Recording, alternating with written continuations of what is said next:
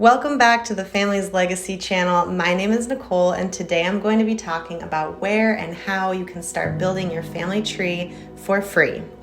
Probably the two main reasons I hear most often about why someone is hesitant to begin genealogy is they feel overwhelmed by the amount of information and resources, and they don't know where to begin, or they think genealogy is too expensive for them. So I want to banish those thoughts from your mind and reassure you that you can do this and you can start for free. I remember when I first started building my family tree in high school and felt really discouraged by all of the membership fees I kept running into and thinking, how was I ever going to be able to afford to access all of these sites and how quickly each of those memberships would add up to. But you can get creative and there are free resources out there. You just have to know where to look, and I'm going to help you with that. In my last video, I gave you 5 tips on where and how to begin your family history research using the free resources you already have. And so hopefully you've started to gather those resources together and you're ready to start filling out your pedigree. Before we get into the 5 databases you can use for free to start building your family tree, I just want to add that if you feel more comfortable doing this on paper and not using a computer, that is one way to do it. That's how my Grams did it, and of course there's no shame in that. I would suggest, however, that you give at least one of these databases a try.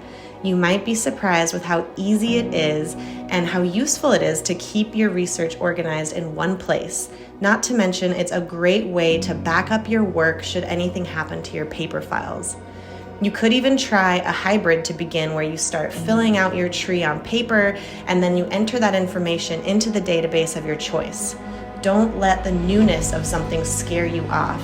Change can be intimidating at times, but it can also be for your benefit. So let's get into which databases might work for you. Number 1, Ancestry.com. A lot of people think that you need a paid membership to use Ancestry, but believe it or not, you can build a family tree for free on their site, and you can even access some of the records on there for free. Ancestry is my top recommendation. It's where I first began building my tree years ago, and it's the site that I use the most as a genealogist. And I'm not the only one who feels that way. In fact, Ancestry is the most visited genealogy site on the internet today, with over 51 million monthly visits.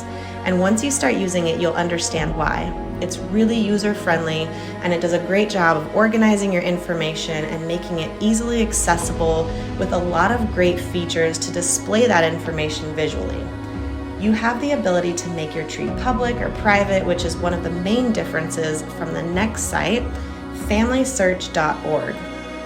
Now, FamilySearch is the second most visited genealogy site on the internet, with over 22 million visits monthly.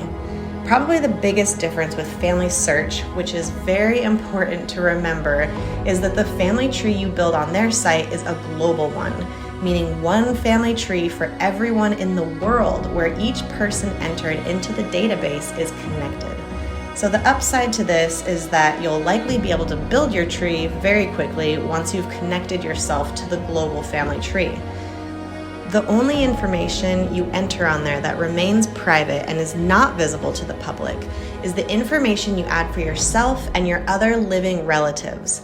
Once someone passes away, their information becomes public on this site. Each person entered into the database is given a unique ID that is associated with their profile. And since it's a global family tree, anyone can alter the facts and attach sources to that person within their profile. I'll go further into detail about FamilySearch and the websites mentioned here in separate videos, but for now, just keep this in mind.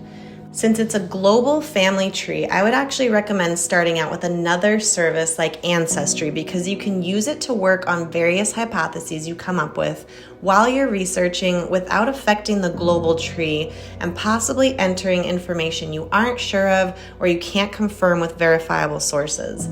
If you make a mistake or it turns out your hypothesis was misguided, you can easily correct that in your own personal family tree on a site like Ancestry, whereas once you publish those errors on a global family tree, those mistakes can then be perpetuated and are more difficult to correct once the mistaken information is out there.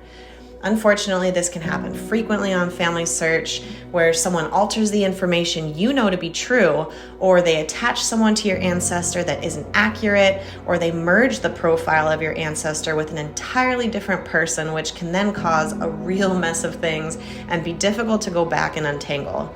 You'll have more creative freedom on your tree on a site like Ancestry because it will be yours and yours only. And only you have the access to make changes to it unless you choose to share it with someone else. The third option is MyHeritage.com. MyHeritage is another option you might consider where you can build your own personal family tree, and it's the third most visited genealogy site with about 13 million monthly visits. MyHeritage has some amazing features you currently won't find at any other genealogy site, including a feature called Deep Story, where you can upload a photo of your ancestor and have it converted to an animated video biography of your ancestor telling their life story. The free subscription includes a family site that's connected to your family tree. And something to keep in mind if you do choose to use MyHeritage is that the free subscription only allows you to add up to 250 individuals to the family tree that you build. And if you're adding photographs or documents to your tree, you're allowed up to 500 megabytes of storage.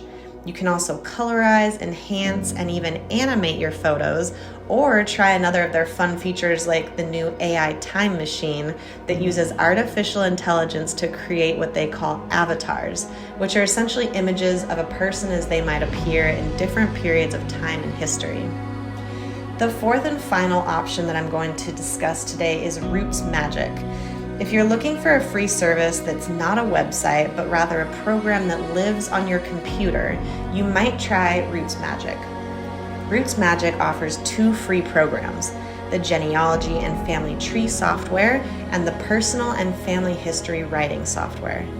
The Genealogy and Family Tree software is geared towards the research, organization, and sharing of your genealogy research, while the Personal and Family History Writing software focuses on writing the story of your life and your ancestors' lives by breaking down the process into manageable steps and ultimately creating a complete and publishable document. These are just 5 suggestions, which are a drop in the bucket compared to the vast amount of genealogy sites that are out there. But if you aren't sure which site you want to begin with, don't let your indecision stop you from making one at all. Start with one of these suggestions and see how you like it. You can always change it up and try others as you go, and you might even decide to utilize multiple sites, as many genealogists do. I'll include links to each of these sites below in the description where you can register or download the software for free. Before I wrap this up, I want to discuss real quick the beauty of a GEDCOM, which is a file format that stands for Genealogical Data Communication. So once you've created your family tree on the site of your choice, you can then download a GEDCOM. This is your personal universal genealogy file that stores your genealogical data and allows you to import and export that information to different genealogy sites, databases, and programs. So essentially, once you've begun building your family tree, you can download the GEDCOM for it and upload it to another site that you might like to try so you don't have to redo all of the work that you've already done. It's also a great idea to periodically download your GEDCOM as you go, so you can always have an updated backup file of your work just in case. I hope this information gives you the confidence and motivation to start building your family tree today. Pick one of these suggestions and start experimenting with it, playing around with the features, see how you like it, and remember you're not locked into one site. There are so many options, and the more comfortable you get with family trees, the better you'll understand your personal preferences and what works for you. And that's your key to success, because the more comfortable you feel, the more confident you'll be with continuing on your research journey. By trying out multiple sites, you'll get a better idea of which ones you might eventually want to pay for and which ones will be worth upgrading for you. Now that you know the first steps you can take to start your family history research and how and where to build your family tree, we'll start getting into more detail about those steps as you go. going into depth about how to conduct interviews, how to organize your genealogy information, how to scan your photos, and how to protect, preserve, and properly store your precious family history items. There's a lot more to come, so if you haven't already, subscribe to the channel and I'll see you next time.